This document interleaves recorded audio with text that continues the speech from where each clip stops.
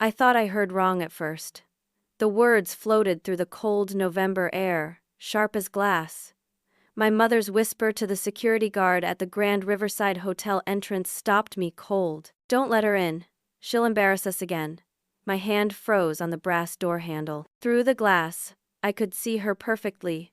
Patricia, my mother, in her expensive champagne gown, speaking urgently to the man in the black suit. My sister Stephanie stood beside her, dripping in diamonds, smirking. They didn't know I could hear them, but I heard everything. I stood there on the sidewalk, my simple navy dress suddenly feeling cheaper than it already was. The fabric came from a discount store in Boston, marked down twice before I could afford it. My shoes were 3 years old, polished until the worn leather almost looked new. I had tried so hard to look presentable, to look like I belonged, but I didn't belong. I never had. The realization hit me like ice water. I could walk up to that door, confront them, make a scene, or I could turn around and leave with whatever dignity I had left. I chose dignity. I turned slowly, fighting the tears burning behind my eyes, and walked back toward the parking lot. That's when Stephanie spotted me. I saw her lean toward our mother, whisper something, and point.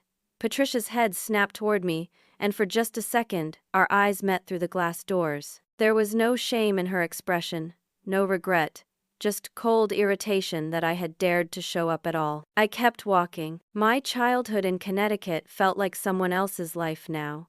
We had been upper middle class, comfortable, the kind of family that looked perfect in Christmas photos. My father, Gerald, built a successful real estate development company from nothing. He was kind, patient, always encouraging me to pursue my art even when everyone else said it was impractical. Then, he died 5 years ago, and everything changed. I was 23, fresh out of college with an art degree and a head full of dreams.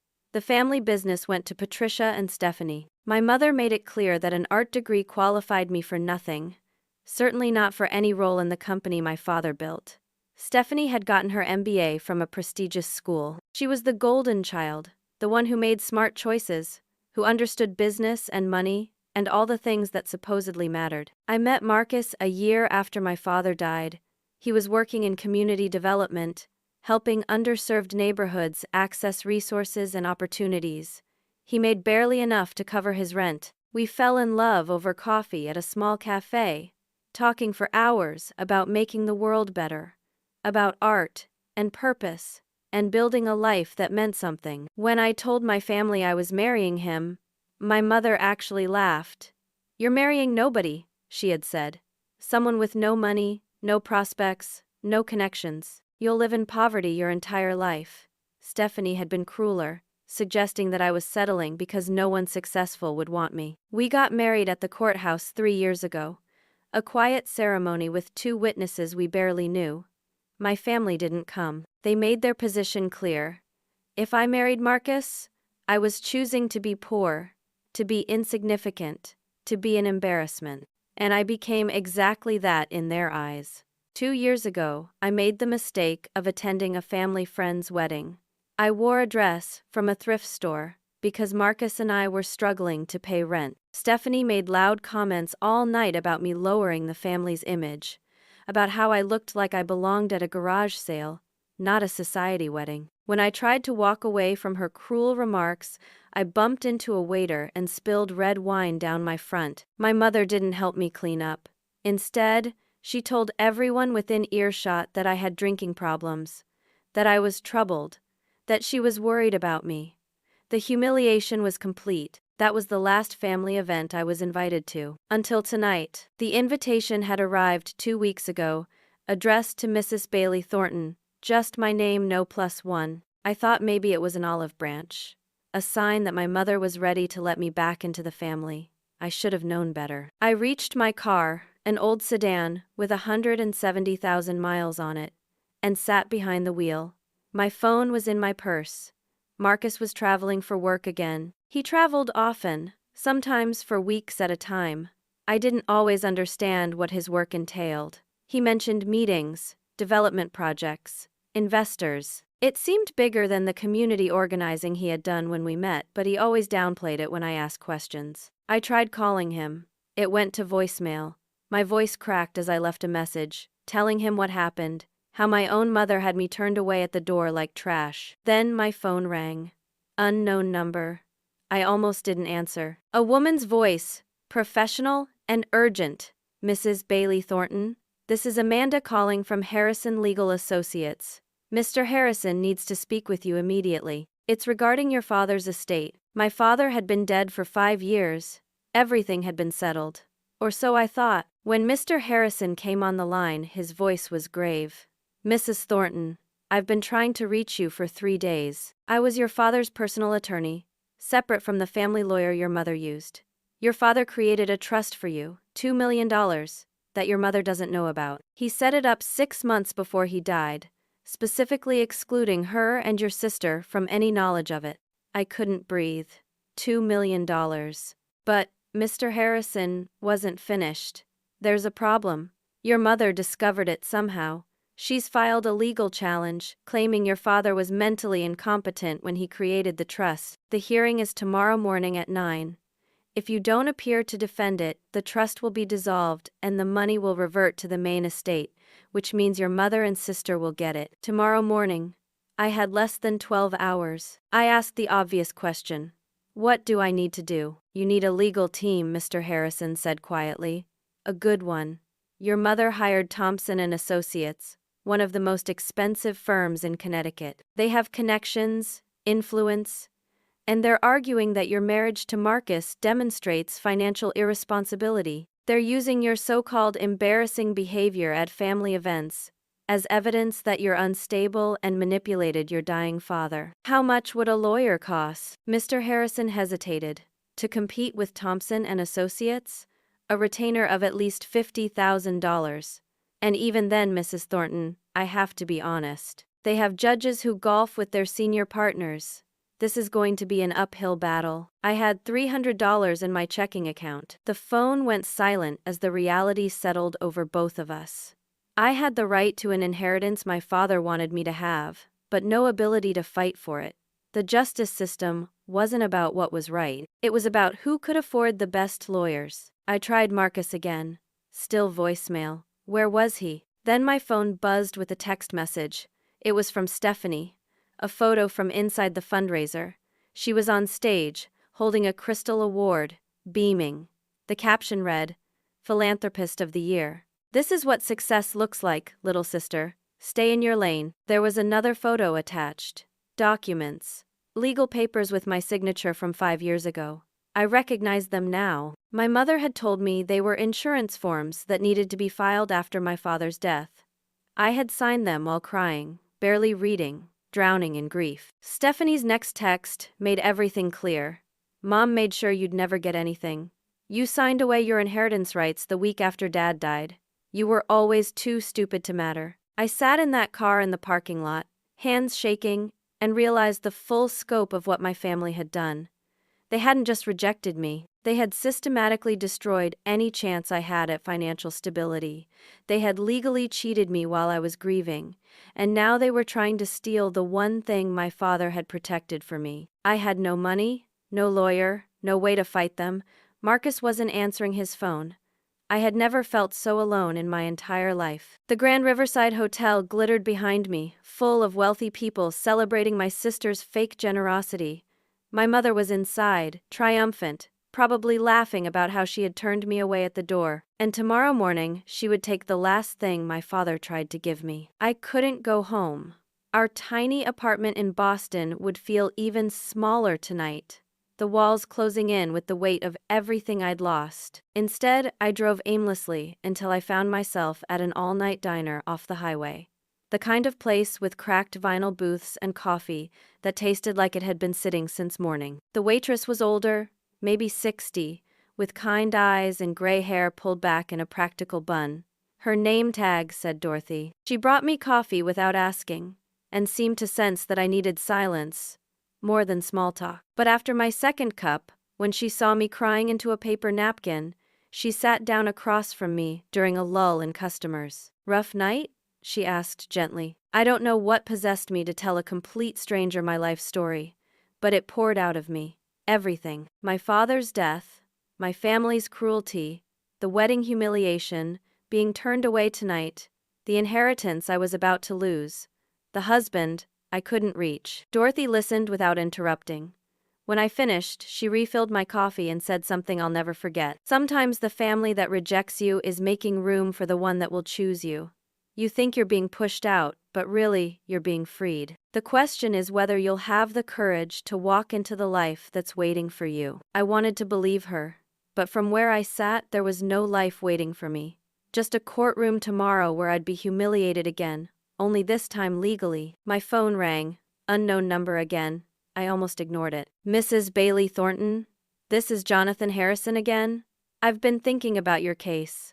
I can't in good conscience let you walk into that courtroom tomorrow unprepared. I'll represent you pro bono. We'll lose, probably, but at least you'll have someone fighting for you. The relief was overwhelming. Thank you, I managed to say. Thank you so much. But as I hung up, reality set in. A small practice attorney going pro bono against one of Connecticut's most powerful law firms. We were bringing a knife to a gunfight. I tried Marcus one more time. His phone went straight to voicemail now, not even ringing. The automated voice said the mailbox was full. Where was he? What was so important that he couldn't answer his wife's desperate calls? I left the diner around midnight and drove to a budget motel near the courthouse. $29 for a room that smelled like old cigarettes and regret.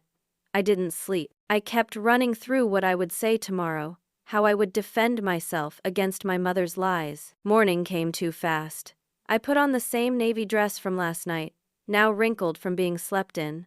I met Mr. Harrison outside the courthouse at 8:30. He was in his late 50s, with a worn briefcase and an honest face that looked worried. They brought 4 lawyers, he said quietly, as we climbed the courthouse steps. We're outmatched, Mrs. Thornton, but we'll do our best. The courtroom was smaller than I expected, wood-paneled and formal. Patricia and Stephanie sat on the other side with their legal team, all 4 attorneys in expensive suits that probably cost more than my car. My mother wore Chanel. My sister wore Dior. They looked like money and power and everything I would never be. They didn't even glance at me. Judge Morrison entered, and everyone stood. He was older, white-haired, with a stern expression. Mr. Harrison whispered that Morrison often ruled in favor of old money families. Great! Patricia's lead attorney, a man named Richard Sterling, presented their case with smooth confidence. He argued that my father Gerald was 72 when he created the trust, and showing early signs of dementia. They had a doctor's testimony, carefully worded to suggest my father might have been confused, vulnerable to manipulation. Then Sterling went after me. He painted a picture of a troubled daughter, financially irresponsible, married to a man of no means, constantly embarrassing the family with erratic behavior. He suggested that I might have manipulated my dying father, taking advantage of his grief over his own mortality. It was character assassination wrapped in legal language, and the judge was listening. When it was our turn, Mr. Harrison did his best. He presented my father's medical records showing he was mentally sound. He argued that a man had the right to leave money to his daughter, without his wife's permission. But we had no expert witnesses, no expensive doctors to contradict their claims. Just documents and my word, against a family with unlimited resources. Then Patricia took the stand. I wasn't prepared for how thoroughly she would destroy me. She testified about the wine incident at the wedding. Only in her version, I was drunk and belligerent. She claimed I had been asking my father for money constantly before he died, pressuring him. She said I married Marcus to spite the family, choosing poverty as some kind of rebellious statement. She even suggested, with tears in her eyes, that I might have forged some of the trust documents. The judge looked at me with something like pity, mixed with suspicion. When Stephanie took the stand, she corroborated everything, adding that I had always been jealous of her success, unstable, prone to dramatic outbursts. She made it sound like I was mentally unfit to manage any inheritance. Then, it was my turn. Sterling, Patricia's attorney, tore me apart. Mrs. Thornton, where is your husband today? He's traveling. For work. What kind of work? Community development. Can you be more specific? I realized with growing horror that I couldn't. Marcus had always been vague about the details, and I had never pushed. He traveled, he had meetings, he worked on development projects. But what exactly did he do? How was he paid? Who employed him? You don't know where your husband is, or what he does for a living? Sterling said, letting the implication hang in the air. The courtroom murmured. Even Mr. Harrison looked concerned. Sterling suggested that perhaps Marcus didn't exist, or that our marriage was some kind of fraud. It was absurd, but the seed of doubt was planted. Judge Morrison looked ready to rule against me. I could see it in his expression. Patricia and Stephanie were going to win. Again. Then, the courtroom door opened. A court officer entered with an urgent message for the judge. Morrison read it, and his expression shifted. Something had changed. We're going to take a 30-minute recess, he announced. Something has come up. During the recess, Mr. Harrison got a phone call. I watched his face drain of color as he listened. When he hung up, he looked at me with something like shock. Mrs. Thornton, your mother's legal team just filed a criminal complaint against you. They're claiming you stole money from your father before he died. They have bank statements showing transfers to an account in your name. The police are on their way. I couldn't speak. Criminal charges? I had never taken a penny from my father. But Patricia had forged bank statements. Of course she had. She was willing to have me arrested to win this case. 2 police officers entered the courthouse. They walked toward me with purpose. One of them had handcuffs on his belt. Mr. Harrison whispered urgently, "They're going to arrest you. This is beyond civil court now. I'm so sorry." I watched the officers approach, my mother smiling coldly from across the room. This was it. Not only would I lose the inheritance, but I would be arrested for a crime I didn't commit. My family had weaponized the entire legal system against me. The officers were 10 feet away when the courtroom doors burst open for the second time. A man in an expensive suit strode in, followed by 3 more attorneys carrying briefcases. They moved with the confidence of people used to commanding attention. "Stop," the lead attorney said, his voice carrying authority. "I'm David Chen from Thornton & Associates. We represent Mrs. Bailey Thornton. You'll be served with countersuits for defamation, fraud, and malicious prosecution within the hour." Everything froze. David Chen handed the police detective a document. The detective read it, and his expression changed from determination to concern. He turned to the officers and told them to stand down. Then he looked at Patricia's legal team.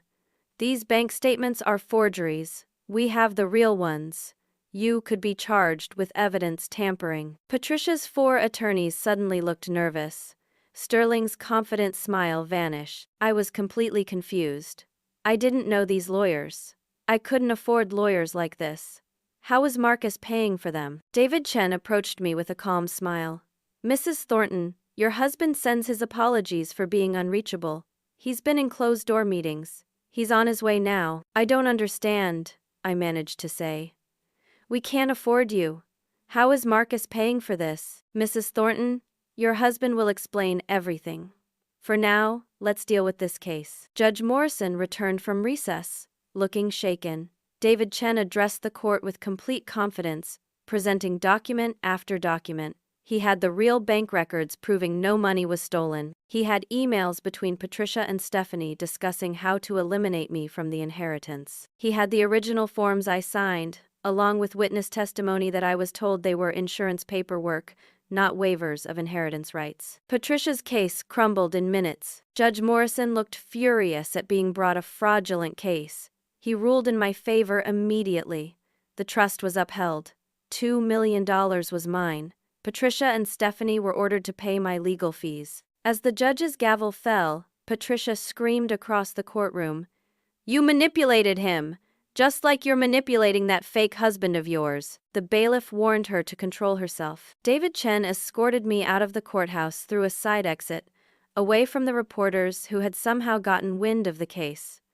Outside, a black town car was waiting. Inside the car, I finally asked the question burning in my mind. "Who is paying you? What's going on?" David Chen's expression was carefully neutral. "Mrs. Thornton, your husband is Marcus Thornton. He founded Thornton Industries 7 years ago. The company went public 2 years ago. He's one of the wealthiest men in America." The world tilted. "How wealthy?" I whispered. His current net worth is approximately $8 billion. I couldn't process what David Chen had just told me. $8 billion. My husband, who I'd been living with in a 400-square-foot apartment, eating ramen noodles twice a week, was worth $8 billion. It had to be a mistake. Some other Marcus Thornton. But David continued explaining as the car drove through Hartford's morning traffic. Your husband founded a clean energy technology company 7 years ago, before you met him. Back then, he was still doing community development work part-time, which is how you met. The company was small, struggling even. Then 3 years ago, right around when you got married, his technology got a major breakthrough.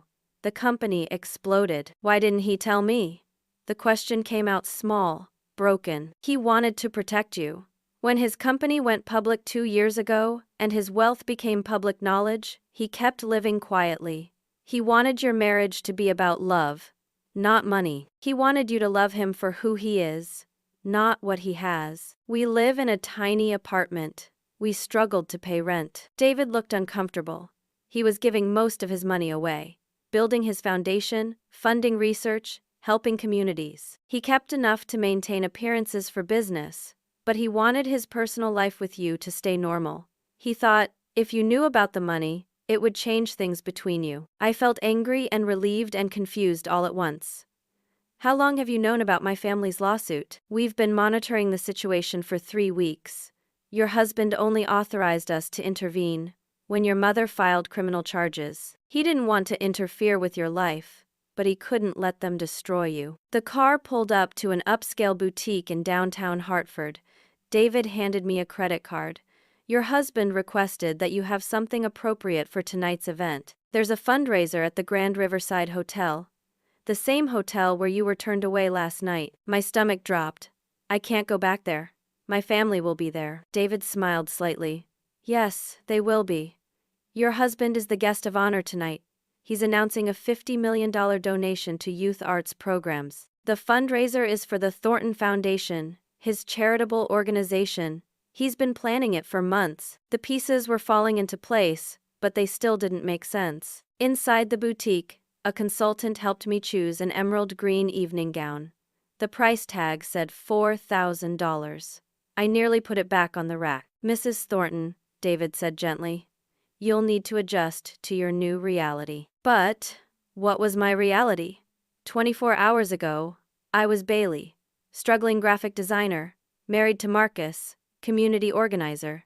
Now I was Mrs. Bailey Thornton, wife of a billionaire, owner of $2 million in trust money, and apparently co-founder of a major charitable foundation I knew nothing about. They took me to a hotel suite to get ready. It was bigger than my apartment, with a marble bathroom and a view of the river. I showered, trying to wash away the confusion and fear and anger swirling inside me. A note arrived with a bouquet of white roses. I'm sorry I kept this from you. I wanted us to just be us. Tonight, I want the world to know who you really are. Trust me one more time. I love you. Marcus, I wanted to be angry at him. He had lied to me for 3 years. Let me struggle and worry about money while sitting on billions. But I thought about our marriage, our tiny apartment, our life together. He had never acted superior, never made me feel less than. He had washed dishes and fixed our broken toilet and held me when I cried about my family. The money hadn't mattered to him. I had mattered. I put on the green gown and barely recognized myself in the mirror. I looked like someone who belonged at a society fundraiser, someone my mother couldn't turn away at the door. David arrived at 6:30 to drive me to the hotel. In the car, I finally understood the full picture. The invitation I received was addressed to Mrs. Bailey Thornton. Someone knew who I was. Marcus had made sure I was invited. He probably never expected my mother to turn me away, but when she did, when she humiliated me publicly, he decided it was time to end the charade. We pulled up to the Grand Riverside Hotel at exactly 7, the same entrance where I had been rejected last night. This time, David escorted me through a side door, away from the main entrance and the crowd. The ballroom was magnificent. Crystal chandeliers and white tablecloths, hundreds of wealthy donors in evening wear. I spotted my mother and sister across the room. They were still wearing expensive gowns, networking, basking in the glow of Stephanie's Philanthropist of the Year award from last night. This was a multi-day event apparently. They didn't notice me enter. David led me through a service corridor to a private room backstage. Marcus was there, wearing a tuxedo, looking both familiar and like a stranger. He was still the man I married, but there was a confidence in his posture I'd never seen before, a command in the way he held himself. We stood there for a moment, just looking at each other. Then I walked into his arms and let myself cry. "I'm sorry," he whispered into my hair. "I'm so sorry. I should have told you. But I wanted our life to be real. I wanted you to love me, not my money." "I do love you," I said. "I always have. But Marcus, you let me struggle. We lived in that apartment, worried about rent, ate cheap food. I could have helped people with that money. I could have done so much." "I know." His voice was thick with emotion. "I was selfish. I wanted to be normal. I wanted one part of my life that wasn't about business and investors and people wanting things from me. But when I heard what your family did to you, when I got your voicemail last night, I knew I had to stop hiding. I couldn't protect you without revealing who I really am." "What are you going to do tonight?" He pulled back and looked at me with a gentle smile. "I'm going to make sure everyone knows who you are. And I'm going to make sure your family understands exactly what they threw away." "Marcus, I don't need revenge. This isn't revenge. It's justice. It's truth. You've spent 3 years thinking you're not good enough, not valuable enough, not worthy enough. Tonight, the world is going to see what I've always seen. You're not just my wife. You're the heart of everything I've built." He took my hand and led me to the wings of the stage.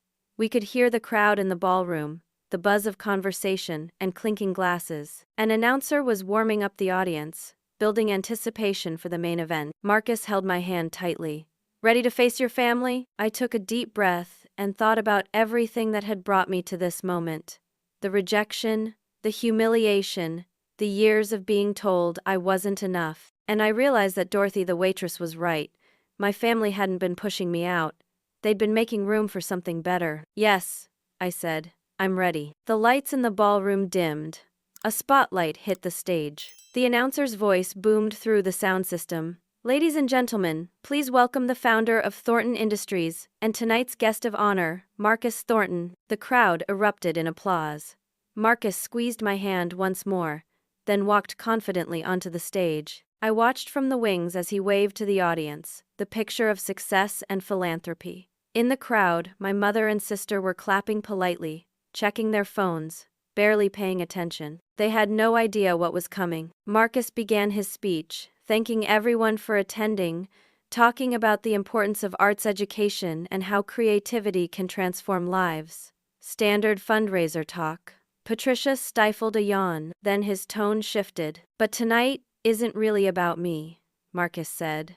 "This foundation, this $50 million donation, the building we're standing in, none of it would exist without one person." The audience leaned forward, interested now. 3 years ago, I met a woman who changed my life. She was a struggling artist with a huge heart. She didn't care about money or status. She loved me when I was just Marcus, before the world knew my name. Patricia was looking up now, a slight frown on her face. Marcus continued. "She taught me that real wealth isn't money. It's character, kindness, and courage. Especially the courage to stand up for yourself when the people who should love you most try to tear you down." Stephanie grabbed Patricia's arm.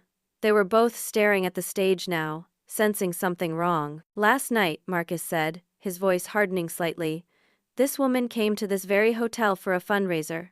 She was turned away at the door. Her own mother told security not to let her in, because she would embarrass the family." The room went completely silent. You could have heard a pin drop. Patricia's face drained of all color. Stephanie's mouth fell open. Marcus looked directly at them in the crowd. "That woman is my wife." The silence in the ballroom was deafening. 500 people held their breath as Marcus stood on that stage, spotlit and powerful, looking at my mother and sister with an expression that was both calm and utterly damning. "And I'm here to tell you something important," he continued. "Bailey, come here please." My legs felt shaky as I walked onto that stage. The emerald gown caught the light, making me shimmer as I moved. The audience gasped. I looked different from the woman in the navy discount dress last night, but I was still the same person my mother had rejected. Marcus took my hand, and I felt his strength flow into me. "This is my wife, Bailey Thornton, and I want everyone here to know something." He turned to look directly at Patricia and Stephanie, who were frozen in their seats like deer in headlight. "Everything you're standing on tonight belongs to her." Confused murmurs rippled through the crowd. Marcus explained with devastating clarity. 3 years ago, when I realized I was falling in love with Bailey, I restructured everything. My company, my foundation, all my assets went into a trust with Bailey as the sole beneficiary.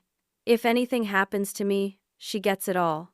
But more than that, I made her my partner in every decision. He gestured to the magnificent ballroom around us. "This building we're in right now, I bought it in Bailey's name 2 years ago. It's hers. The Thornton Foundation that you're all here supporting tonight, she's the co-founder and chairwoman of the board. Every donation, every program, every initiative, she approved it." I was shocked. I had no idea the extent of what he had done.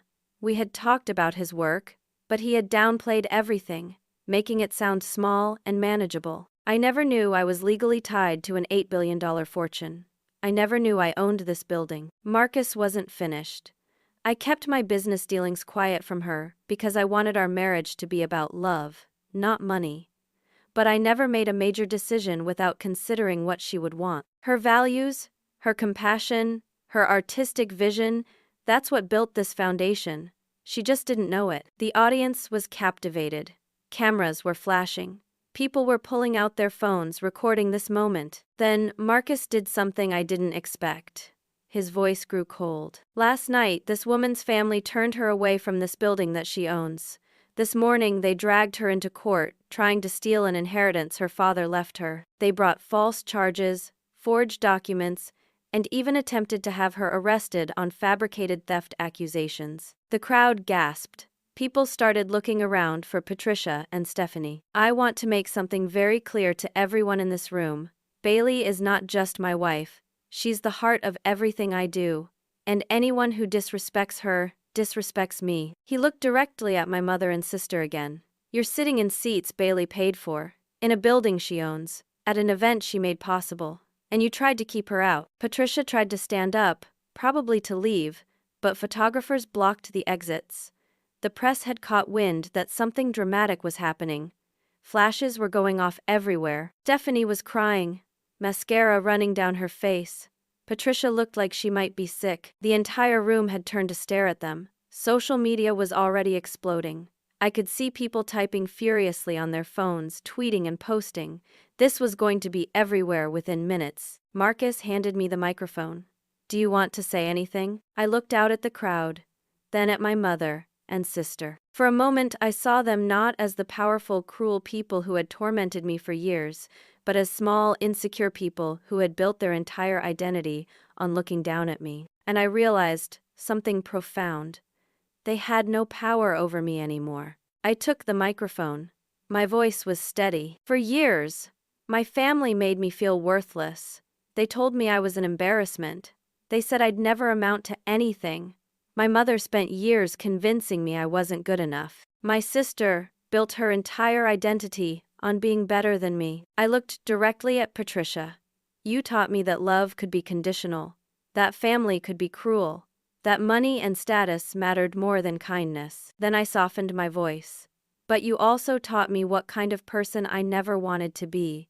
You showed me that cruelty comes from insecurity, that people who make others feel small are trying to make themselves feel big." I turned to the audience. "I didn't know about my husband's wealth when I married him. I loved him when we were both struggling to pay rent. I loved him because he was kind, because he saw me as valuable even when I had nothing to offer but myself." Back to Patricia. "You measured my worth in dollars and social status. But I learned my worth comes from how I treat people, from the kindness I show, from the love I give. And tonight, I want to announce something." The room leaned in. "The Thornton Foundation is launching a new scholarship program. It's for young artists from families who don't support their dreams. For people whose families make them feel small. For anyone who's ever been told they're not good enough, not practical enough, not worthy enough. We're giving 100 full scholarships every year, including living expenses, art supplies, and mentorship from established artists. The audience erupted in applause. I could see tears on some faces, and we're naming it the Gerald Brennan Memorial Scholarship, after my father, the only person in my family who ever believed in me. Patricia's sob was audible, even over the applause. Stephanie had her face in her hands. You can't buy your way into this family anymore, Mother. You can't humiliate me anymore. And you certainly can't embarrass me, because I finally know who I am. And I'm not ashamed of it. The applause was thunderous. People were standing. Marcus wrapped his arm around my waist, and together we stood on that stage, facing hundreds of people who now knew our story. Patricia and Stephanie pushed through the crowd toward the exit, photographers chasing them. Security tried to give them space, but the damage was done. Everyone had seen. Everyone knew. As we left the stage, hand in hand, my phone started buzzing uncontrollably. News alerts, social media notifications, messages from people I hadn't heard from in years. The story was everywhere. Billionaire defends wife from cruel family at charity event. Tech mogul Marcus Thornton exposes in-law's years of abuse.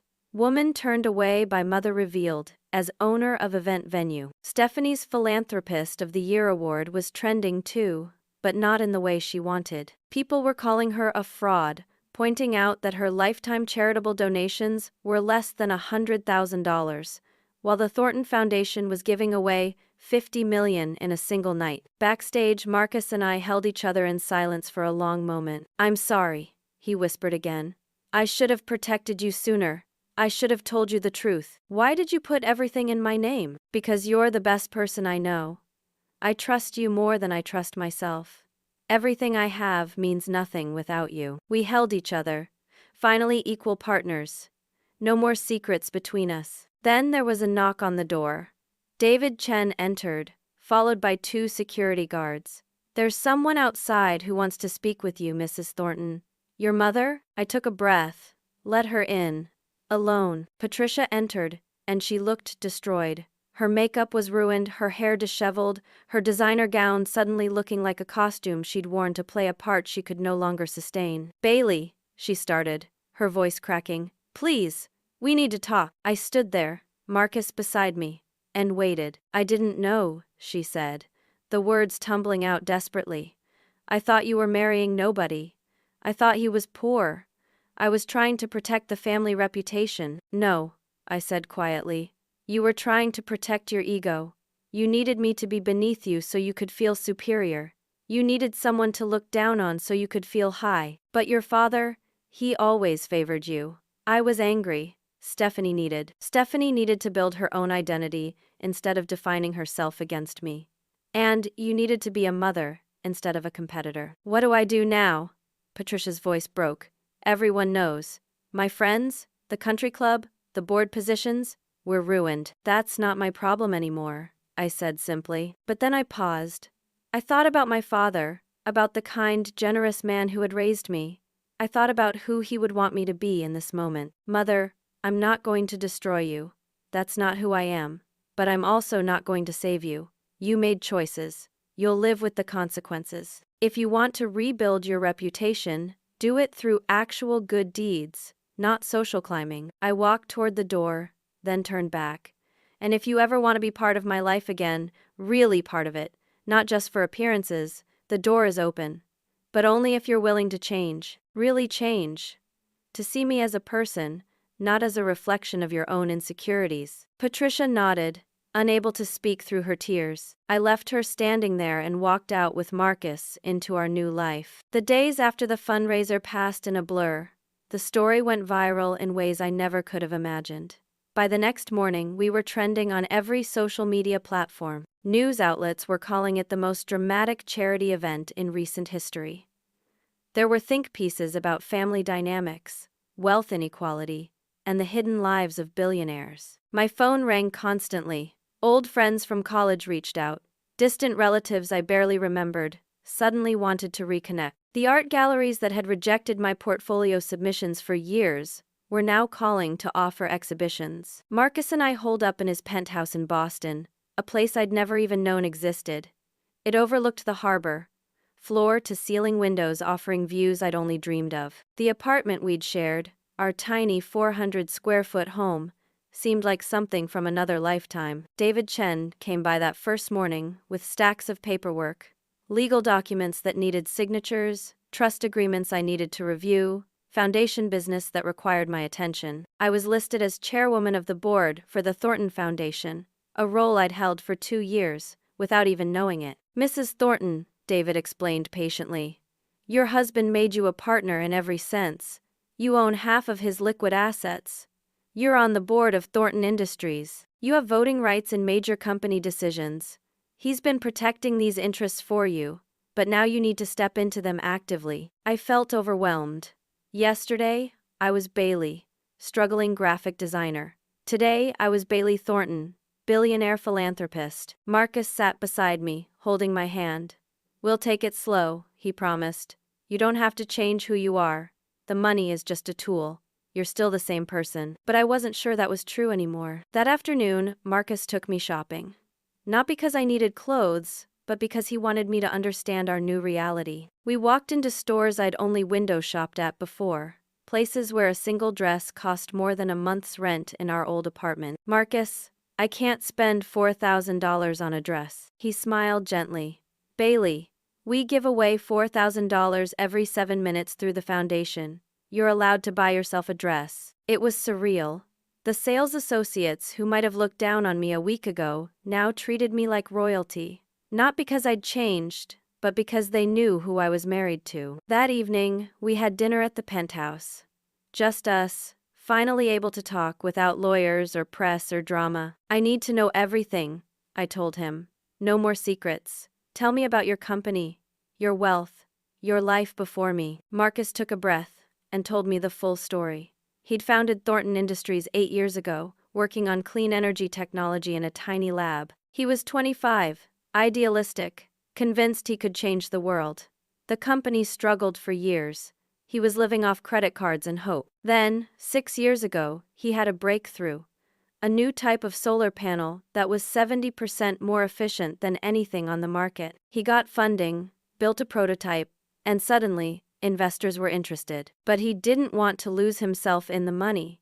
He'd seen what wealth did to people, how it corrupted and isolated them. So he kept living simply. He took a salary that let him survive but put everything else back into research and development. When I met you, I was still working part-time in community development, he said.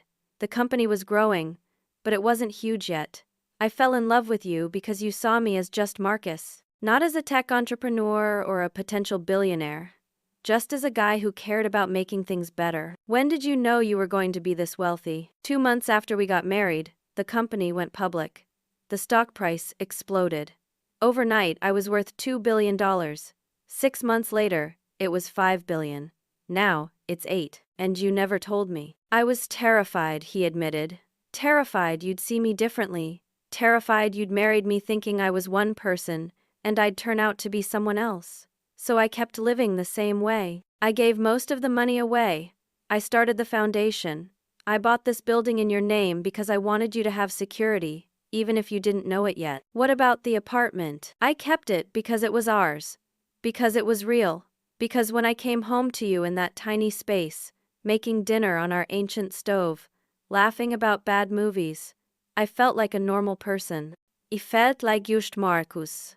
I understood, even though part of me was still angry at the deception. When my family took me to court, why didn't you intervene sooner? Marcus looked pained. I wanted to. David was ready to file motions weeks ago. But I knew that if I fought your battles for you, you'd never feel like you'd won them yourself. I was waiting to see if you'd call me, if you'd ask for help. When you left that voicemail about being turned away at the fundraiser, I knew I'd waited too long. I authorized David to do whatever it took. You could have told me then. I should have. But I wanted one more night, one more chance to show you who you really are without the shadow of my money. I wanted you to walk onto that stage knowing your own worth, not just as my wife, but as Bailey. 3 days after the fundraiser, a letter arrived at the penthouse. It was from Stephanie, handwritten on simple paper, not her usual expensive stationery. Bailey, it began. I don't expect you to forgive me. I don't even know if I deserve the chance to apologize. But I need to say this. I spent so long competing with you that I forgot how to be your sister. Mom made it a competition from the time we were kids, always comparing us, always making it clear that only one of us could be the favorite. I chose to win that competition by making you lose. I'm sorry. I'm sorry for the cruelty, for the years of making you feel small, for turning Mom's coldness into active harm. I'm sorry for that wedding, for the court case, for every moment I chose to hurt you instead of love you. I know you announced scholarships for artists whose families don't support them. I've started volunteering at an arts program for underprivileged kids. I'm not doing it for publicity. I turned down interviews. I just wanted you to know that I'm trying to be better, trying to be the kind of person Dad would have been proud of. I don't expect you to respond. I just needed you to know I'm sorry. Your sister, Stephanie. I showed the letter to Marcus. What do you think? He read it carefully. I think people can change. I think your sister might be genuine. But I also think you get to decide if and when you're ready for that. I folded the letter and put it in a drawer. I wasn't ready yet. Maybe someday. A week after the fundraiser, David Chen brought me the final documents for the Gerald Brennan Memorial Scholarship.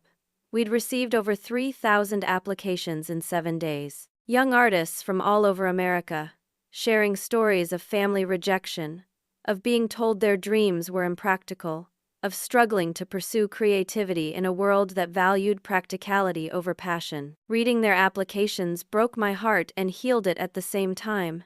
These were my people, these were the kids I'd been, and now I had the power to help them. Marcus and I spent weeks reviewing applications together. We selected 100 recipients for the first year, each one getting a full scholarship including living expenses, art supplies, and mentorship from established artists. I personally wrote to each recipient.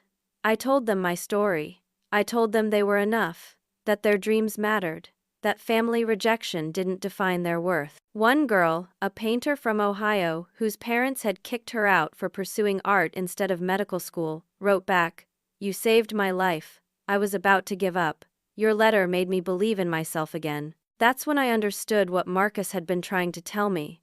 The money wasn't the point.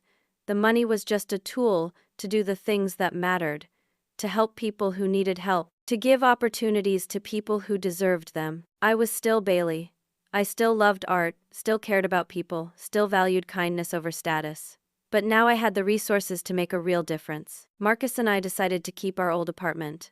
We didn't live there anymore, but we kept it, visited it sometimes, reminded ourselves of who we were when we had nothing but each other. 2 months after the fundraiser, we held the first scholarship ceremony. 100 young artists, their families, mentors, and supporters gathered in the building I owned but had been turned away from. As I looked out at those faces, I thought about my journey, about being rejected by my mother at this very door, about standing in a courtroom thinking I'd lost everything, about walking onto a stage and discovering I owned the building and the foundation and a life I never knew existed. But mostly I thought about the moment I realized my worth wasn't tied to my family's opinion of me, that I had always been enough. I just needed to believe it. The scholarship ceremony was scheduled for a Saturday evening in early December, 3 months after the fundraiser that changed my life. Snow was falling softly outside the Grand Riverside Hotel, the same building where my mother had turned me away, where Marcus had revealed our truth to the world. Now, the ballroom was transformed. Instead of society donors in expensive gowns, the room was filled with 100 young artists and their guests. Painters, sculptors, writers, musicians, dancers. Kids from small towns and big cities, from wealthy suburbs and poor neighborhoods. What united them was their passion for art and their family's rejection of that passion. I stood backstage, wearing a simple black dress, my hair pulled back, no need for the dramatic emerald gown anymore. This wasn't about making a statement to my family. This was about celebrating these kids. Marcus stood beside me, casual in a blazer and jeans. He'd asked me if I wanted him to speak, but I'd said no. This was my moment, my foundation, my story to tell. The lights dimmed. I walked onto the stage to warm applause. Looking out at those young faces, I saw myself in every one of them. "Good evening," I began, my voice steady. My name is Bailey Thornton, and 3 months ago I stood outside this building while my mother told security not to let me in. She said I would embarrass the family. She was ashamed of me because I chose art over money, passion over practicality, love over status. The room was silent, attentive. For years, I believed her. I believed I was an embarrassment. I believed my dreams were foolish. I believed I wasn't enough. I paused, looking at each section of the audience. But I learned something important. The people who reject you don't define your value. You define it. Your dreams define it. Your courage defines it. Tonight, we're celebrating 100 young artists who refused to give up on themselves, even when their families gave up on them. I told them about my father, about how he was the only one who believed in me, who encouraged my art even when everyone else said it was impractical. I told them about the trust he left me, about my mother trying to steal it, about standing in a courtroom thinking I'd lost everything. And then I discovered something unexpected. My husband, who I thought was a struggling community organizer, was actually one of the wealthiest men in America, and he'd put everything, his entire fortune, in my name, because he believed in me, even when I didn't believe in myself. The audience murmured, many of them already knowing the story from news coverage. I'm not telling you this to brag about money.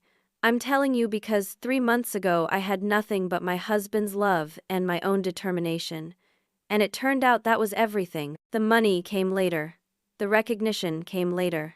But the worth was always there. I looked directly at the scholarship recipients seated in the front rows. Each of you has that worth.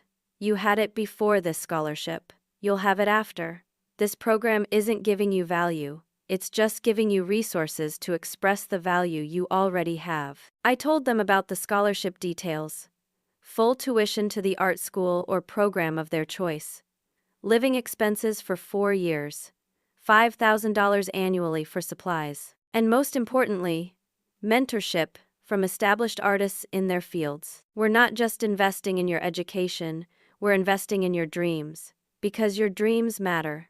Because art matters. Because the world needs people who see beauty and meaning and purpose beyond profit margins. Then I did something I'd planned carefully. I invited 10 of the scholarship recipients onto the stage, a representative sample, a painter, a sculptor, a writer, a dancer, a photographer, a musician, a filmmaker, a fashion designer, a graphic novelist, and a theater director. One by one, I asked them to tell their stories, how their families reacted when they chose art, what they'd sacrificed, why they kept going despite the rejection. The painter, a girl named Sarah from rural Montana, told how her father burned her canvases when she said she wanted to go to art school instead of taking over the family ranch. She'd been sleeping in her car for 3 months when she got the scholarship notification. The writer, a young man named James from Mississippi, shared how his family disowned him when he dropped out of law school to write novels.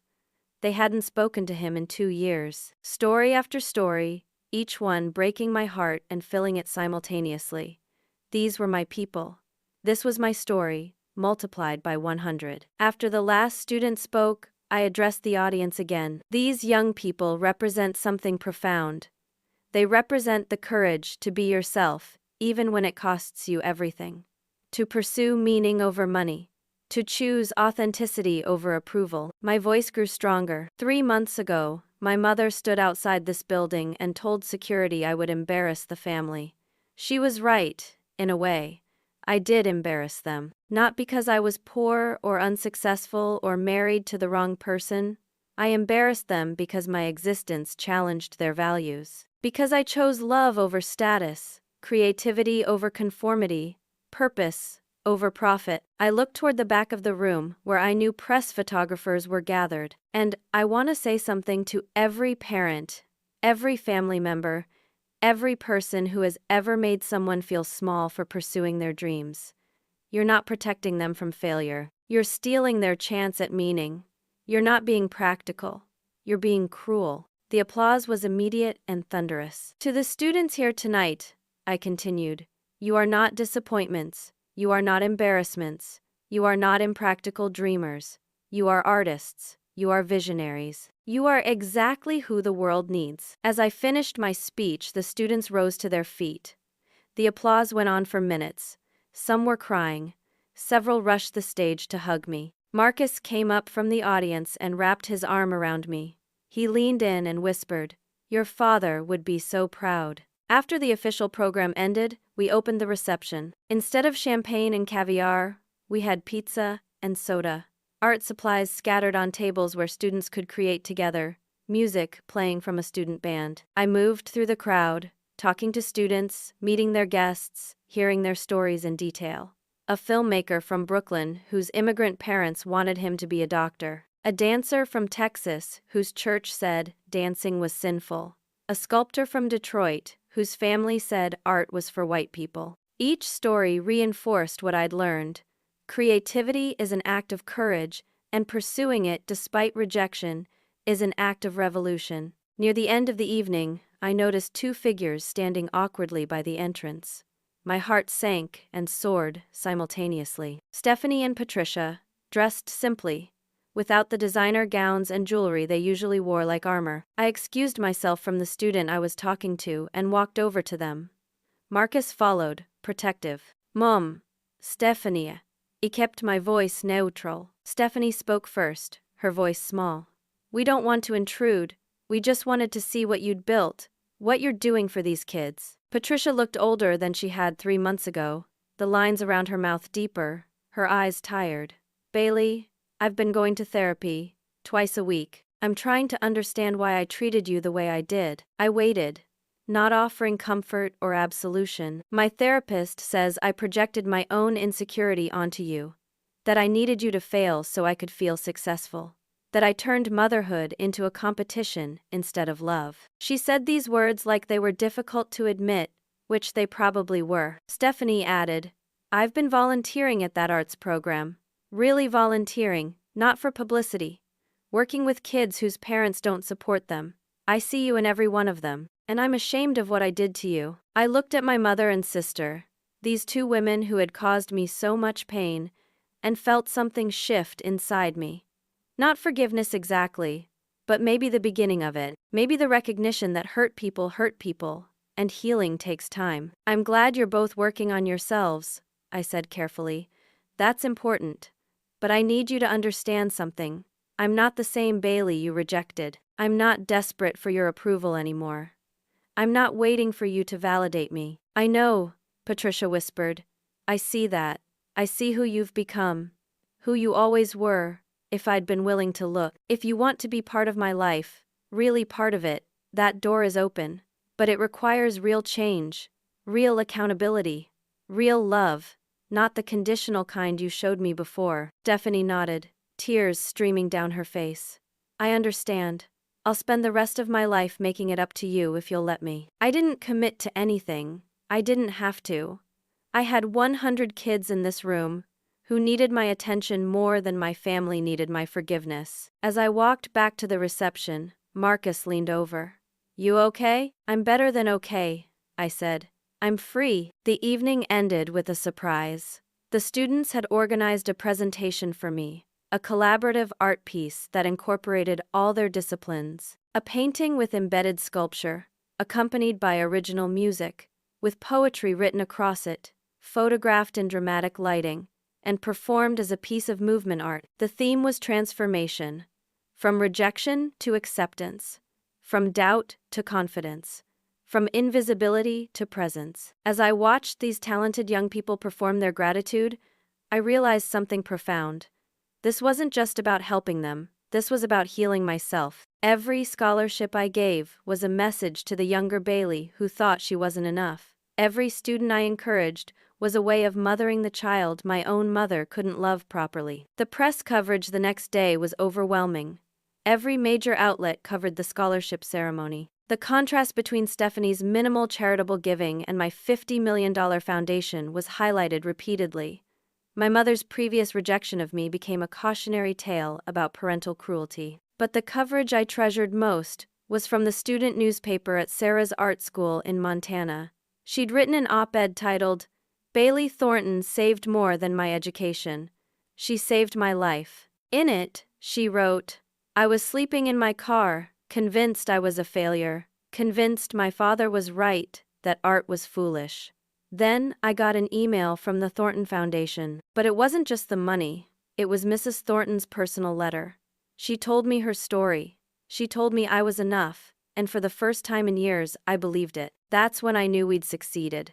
Not because of the money or the publicity or the redemption arc, but because we'd helped kids believe in themselves. Marcus and I framed that article and hung it in our home. A reminder of why we do this work. A reminder that the greatest gift we can give anyone is the belief in their own worth. 6 months after that first scholarship ceremony, I stood in our old apartment, the 400-square-foot space where Marcus and I had built our marriage. We'd kept it, visiting occasionally, using it as a reminder of who we were before the world knew our story. The ancient stove still worked. The leaky faucet still dripped. The view was still just a brick wall. But standing there, I felt more at home than I did in the penthouse with its harbor views and marble bathrooms. Marcus came up behind me, wrapping his arms around my waist. Miss it? Sometimes, I admitted. Life was simpler then. Harder, but simpler. We can keep living here if you want. I shook my head. No. But I'm glad we kept it. It reminds me that happiness isn't about the size of your home or the balance in your bank account. It's about knowing who you are and loving who you're with. In the months since the scholarship ceremony, my life had transformed in ways I never expected. I'd fully stepped into my role as chairwoman of the Thornton Foundation, not just as a figurehead, but as an active leader. I designed programs, approved grants, mentored young artists personally. My graphic design skills, which I'd thought were useless, became central to the foundation's branding and outreach. I created materials that spoke to struggling artists in language they understood, with visuals that celebrated creativity over conformity. Marcus and I had also made changes to how we lived. We sold the penthouse and bought a more modest home in a diverse Boston neighborhood. Still nice, still comfortable, but not ostentatious. We wanted to live in a community, not above it. We'd established a routine of eating dinner at home most nights, cooking together like we used to in the apartment. We donated the majority of our wealth annually, keeping only what we needed to live comfortably and fund the foundation. My relationship with my family remained complicated. Patricia continued therapy and made genuine efforts to change. She volunteered at a women's shelter, learning to support others instead of judging them. We had coffee once a month, careful conversations where we were learning to see each other as flawed humans rather than adversaries. Stephanie had become more than a volunteer at the arts program. She'd enrolled in art classes herself, discovering a passion for pottery she never knew existed. Our parents had pushed her into business, just as they'd dismissed my art. She was healing too, in her own way. We weren't close, not yet. Maybe we never would be.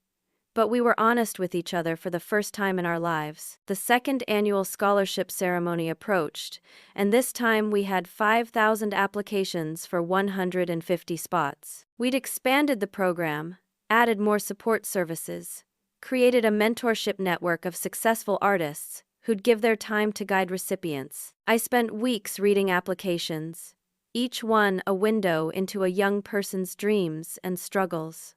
A photographer from Alaska whose family called her hobby a waste of time. A playwright from Georgia whose church said theater was the devil's work. A fashion designer from Arizona whose parents wanted him to be an engineer. So many stories. So much courage. So much potential waiting to be unleashed. The night before the ceremony, I couldn't sleep. I found Marcus in his study, working late on a new clean energy project. "Can't sleep?"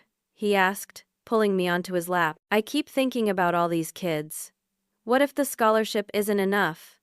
What if they still feel like they're not good enough?" Marcus stroked my hair gently. "Bailey, you can't heal everyone's wounds, but you can show them that healing is possible. You can be living proof that rejection doesn't define worth, that family cruelty doesn't determine destiny, that choosing yourself over their approval is an act of courage, not selfishness." "When did you get so wise?" I teased. "I married the wisest person I know." Some of it rubbed off. The next evening, I stood on the same stage, looking at 150 new scholarship recipients. This time, my mother and sister were in the audience.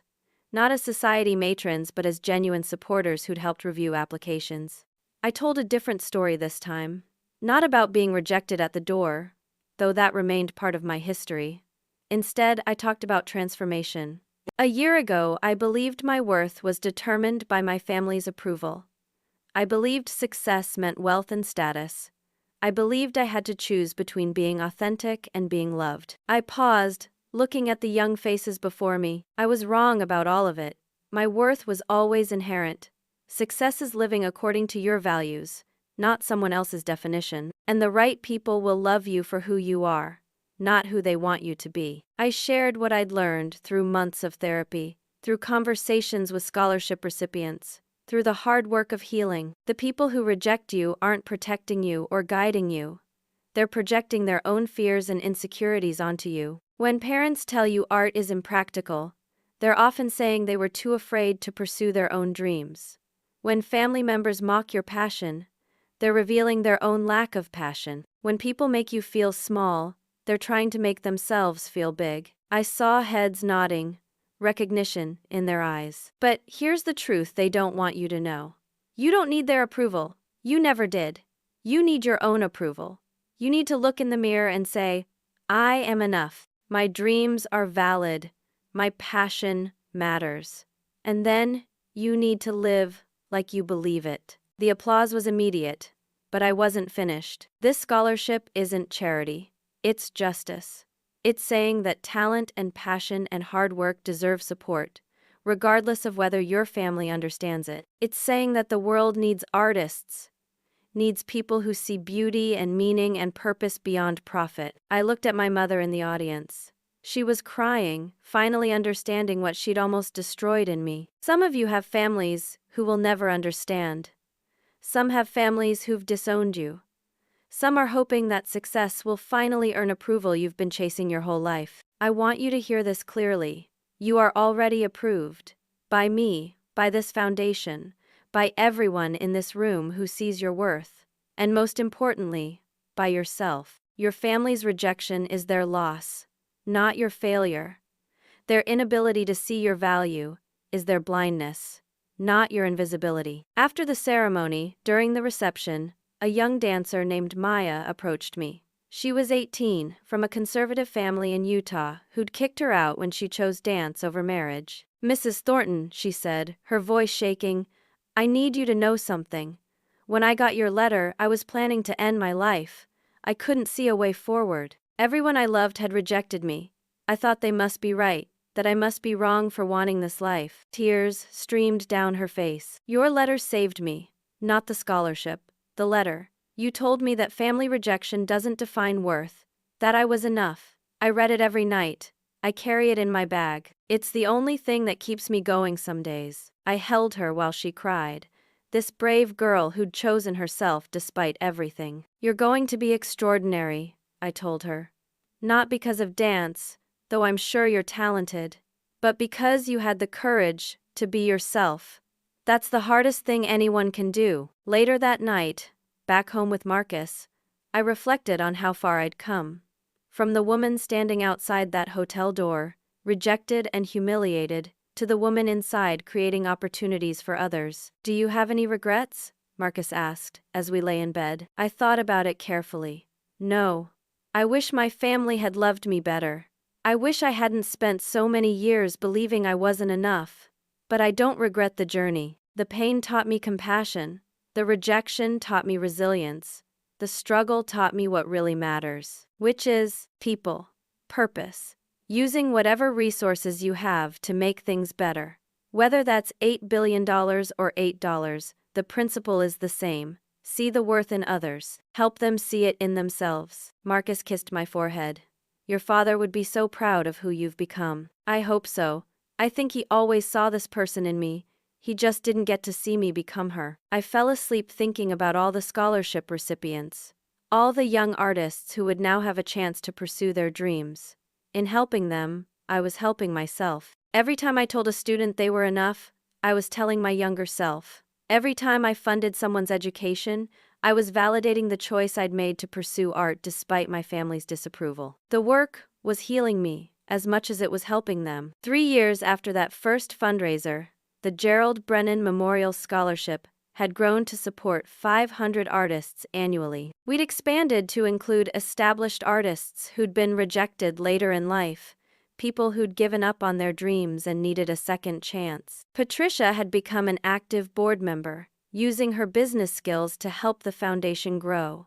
She'd never be the mother I needed as a child, but she was learning to be a better person. That was enough. Stephanie had opened her own small art gallery, featuring work by scholarship recipients and other emerging artists. She'd found her own passion, separate from competing with me. Marcus and I had 2 children now, a daughter and a son, who we were raising to value kindness over status, creativity over conformity, authenticity over approval. When people asked me if I'd forgiven my family for how they treated me, I always gave the same answer. Forgiveness is a process, not an event. Some days I've forgiven them. Some days the old wounds ache. But I've definitely forgiven myself for all the years I believed their assessment of my worth. The real transformation wasn't in my bank account or my social status or my public redemption. It was in the moment I stopped measuring my value by others' opinions and started defining it myself. I learned that the people who reject you are making room for the people who will celebrate you. That family rejection, as painful as it is, can be a gift that pushes you toward your true self. That the guest of honor in your life isn't anyone else. It's you. Every day I get messages from scholarship recipients, sharing their successes, gallery shows, published novels, dance companies, film festivals. But the messages I treasure most are the ones that say, "You helped me believe in myself. You showed me I was enough." Because that's the real work. Not giving money or creating programs or winning public battles against cruel family members. The real work is helping people, including yourself, understand that their worth is inherent, not earned, that they were always enough, they just needed to believe it. As I write this, I'm sitting in our old apartment again. Marcus is making coffee on the ancient stove. Our kids are drawing on the floor with crayons. We're worth billions of dollars. But in this moment, we're just a family, spending Saturday morning together. This is what I want to leave you with. Your worth isn't determined by your family's approval, your bank balance, your job title, or your social status. Your worth is determined by how you treat others, what you value, who you love, and whether you have the courage to be yourself even when it costs you everything. 3 years ago, I stood outside a hotel, rejected by my mother, believing I was an embarrassment. Today, I own that hotel and use it to celebrate young people my family would have rejected too. That journey from outside to inside wasn't about revenge or wealth or proving anyone wrong. It was about finally walking through the door I'd been standing outside my whole life. The door to my own life. The door to believing I was enough. The door to living authentically instead of performing for approval. And here's the truth. You're standing outside that same door right now. Your family's rejection, their cruelty, their inability to see your worth, that's not blocking your way. That's the key. That's the push you need to finally choose yourself. Walk through the door. Your life is waiting on the other side. So let me ask you this. Have you ever felt rejected by the people who should have loved you most? Have you ever chosen your authentic self over someone else's approval? What would you do if you discovered you'd always had more worth than anyone taught you to believe? Share your story in the comments below. Your courage might be exactly what someone else needs to hear today. If this story touched your heart, please hit that like button and subscribe to hear more stories about finding strength in the hardest moments. Share this with anyone who needs to know they're enough, exactly as they are. Thank you for listening to my story. I hope it helps you write your own. Remember, you were always enough. You just needed to believe it.